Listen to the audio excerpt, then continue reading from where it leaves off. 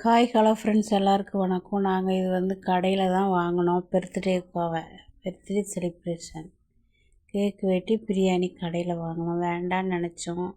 அதனால் பர்த்டே பேபியை ஏமாற்றிடக்கூடாதுல, வீட்டில் எதுவும் செய்யலாம், அதனால் கடையில் வாங்கிட்டோம்.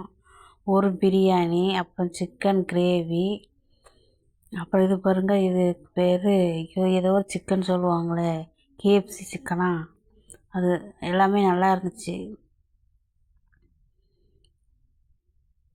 ஒரே ஒரு முட்டை தான் இருந்துச்சு, ஒரு 2 பீஸ் இருந்துச்சு. அப்புறம் நான் வாங்கியிருந்தோம், அப்புறம் கிரேவி வாங்கியிருந்தோம்.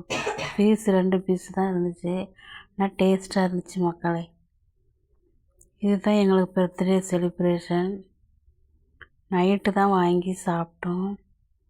ஒரு பிரியாணி வாங்கினாலே 2 பேர் நல்லா திருப்தியாக சாப்பிட்லாம், அந்த அளவுக்கு இருக்குது. இது நாங்கள் அடிக்கடி வாங்குவோம். இன்றைக்கி பர்த்டேனால வாங்கியிருந்தோம். பாருங்கள், 2 பீஸ் இருக்கு, 3 பீஸ் இருந்துச்சு மொத்தம். ஆனால் சின்ன பீஸாக தான் இருந்துச்சு. சாப்பாடாக நல்லா உதிரியாக இருந்துச்சு.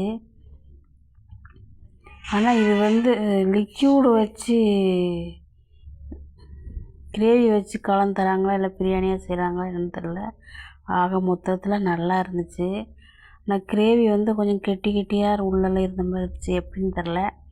டேஸ்ட் நல்லா இருந்துச்சு. வாங்கினேன். நான் எப்படி கரிச்சு போய் கிடக்குது பாருங்கள். KFC சிக்கனும் நல்லா தான் இருந்துச்சு. இது கோவை SS பிரியாணி பாருங்கள். கிரேவி எவ்வளோ அழகாக இருக்குது. இதுலேயும் ஒரு 5-6 பீஸ் தான் இருந்துச்சு மக்களே.